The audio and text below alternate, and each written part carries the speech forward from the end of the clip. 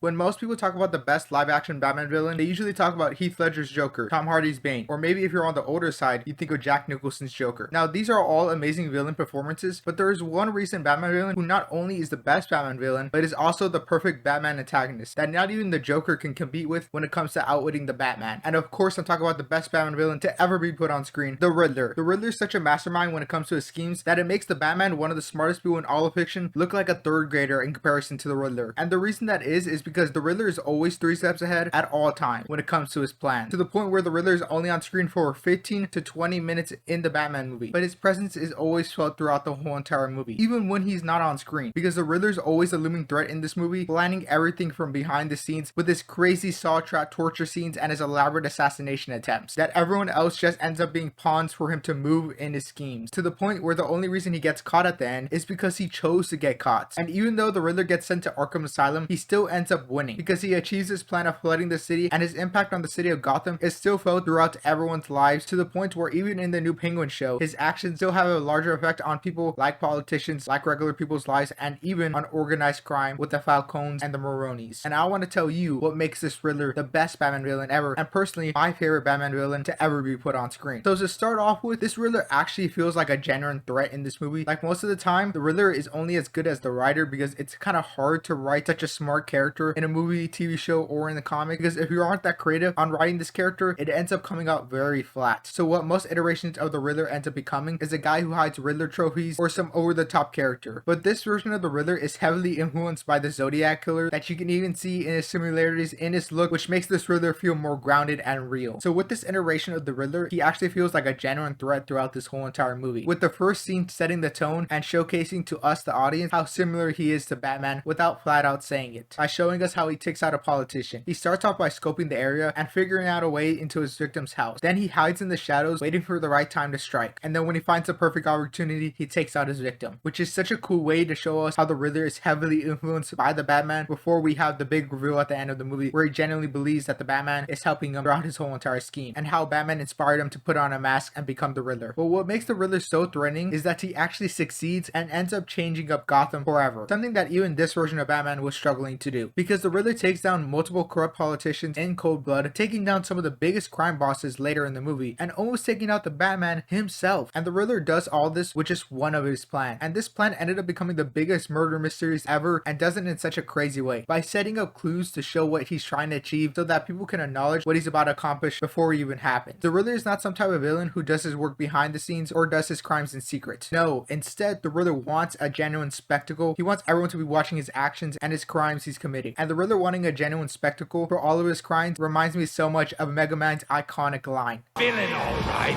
It's just not a super one. Yeah? What's the difference? Presentation! Since the Riddler wants to be seen, he sets up some of the most funny yet elaborate mysteries for Batman and the police to solve, like the riddles He Lies Still and Thumb Drive, which on the surface they're pretty silly, but in actuality these are very crucial hints to solving the mystery that only a person like Batman, who has one of the highest IQs in fiction, is able to determine this. Like my favorite scene of the Riddler is where we get to see the darkness of the Riddler, but also get to see the riddle aspect of the Riddler. And the best we see of this is in the middle of the movie with the bomb timer scene, where the Riddler kidnaps the district attorney and makes him drive a car through a funeral. And while all of this is happening, the Riddler is watching from the top of the room, which this scene just has so much aura to it. The way he's just looking straight at Bruce Wayne while everyone else is running for their lives. Just such an amazing scene. And then Batman eventually suits up to disarm the bomb, and the Riddler gives us one of the most tense scenes in the movie, where the Riddler asks a series of riddles to break down the district attorney while giving these creepy speeches that send shivers down your spine. Ever since I was a child, I've always loved little puzzles. For me, they're a retreat from the horrors of our world. And even though the district attorney answers most of the riddles, the Riddler asks him one question he can't answer, which is who is the rat? But he refuses to answer the riddle and ends up blowing himself up and knocking the Batman out, which is just a perfect way for the Riddler to present to the world that there is a rat that people don't know about. And the rat is so powerful that it's better to die than reveal his identity. Then later on in the movie, we get to see another elaborate plan where the Riddler tells the Batman to bring the rat into the light. And then we find out Falcone was El Rata Alada. But on a silly side note, the whole El Rata Alada scene was just such a funny scene where the Penguin is so confused on how the greatest detectives have such bad Spanish. You are El Rata Alada. You are El Rat that says that? Why? You got something to tell us? Yeah! Like the worst Spanish I ever heard. What? It's La Rata. World's greatest detectives! Am I the only one here knows the difference between L and La? Jesus! No habla español? But once Batman finally finds out Falcone is the rat, and we get to see some amazing action scenes leading up to this moment, and Batman finally brings out Falcone out of the club. And the Riddler was plotting the whole entire time, waiting for Falcone to step outside so he can snipe him from another building. And then once Falcone gets sniped, Batman realizes that bringing Falcone into the light is not in the metaphorical sense where you're bringing him out to the public. No, he meant the actual light that he was standing below, which is just another scene where we see that Batman, one of the smartest people in fiction, can't even solve the Riddler's mystery. And after all this, we finally get to see his room where he has been planning his schemes all along. But more importantly, we get to see him for the very first time in the movie, where all the police are surrounding a coffee shop because they got a tip that the Riddler ran into the shop. But even though they're surrounding this building and there's no way out, he sits there unfazed while having a smile on his face, and even Batman is looking at him like, who is this guy? And why is he so unfazed and so menacing? And we later learned that the Riddler's plan was to always get caught because Arkham Asylum was one of the few places that would be safe from the flood, which is just 1,000 IQ level play. But the best Riddler scene that this movie has been building up to is when the Batman and the Riddler finally have a face-to-face conversation, where Batman is constantly on the edge because he doesn't know if the Riddler knows his true identity is Bruce Wayne. That's why we get this iconic thumbnail of "Does he know?" which might be the best meme of all time because it's just so funny and perfect. And I'll answer the question, does he know? In my personal opinion, from watching this movie, I think the Riddler never even tried figuring out Batman's identity because, like he said, he truly doesn't care who is the person under the Batman mask, because why else would he try killing Bruce Wayne and make the note fireproof unless he didn't think the bomb would kill Bruce Wayne? Also, on the topic of killing Bruce Wayne, the note saying "see you in hell" is just such a cool note, and when I first saw it, I thought it was just one of the coolest things ever. And it was also so cool because it had a double meaning. But when we get past the "does he know" conversation, we get to see the more human side of the Riddler, where you get to learn about his rough childhood growing up and his resentment to the world. And we get to see the Riddler's random outbursts and his bad social skills, with him saying No, no, no, no! Nobody! No! and him singing randomly that we have seen glimpses of throughout the movie.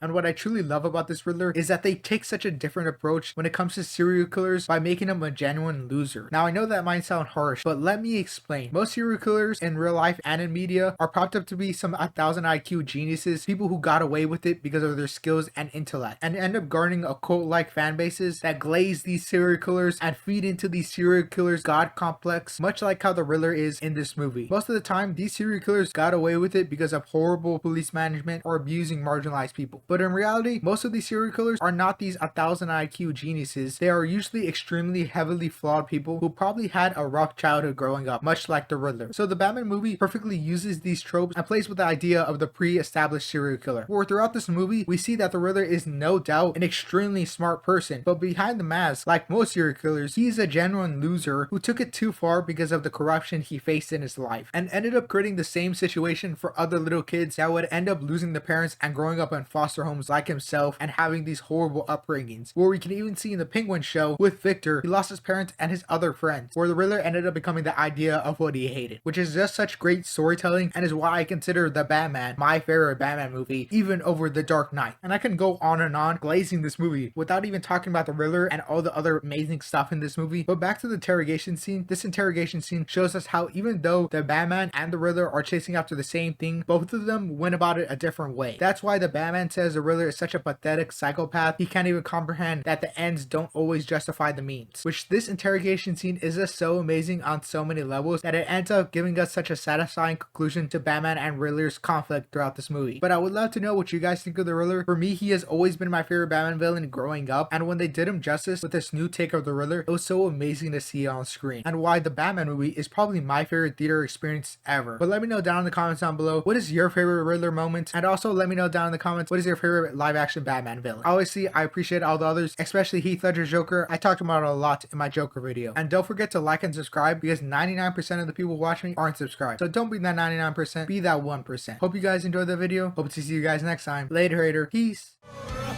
If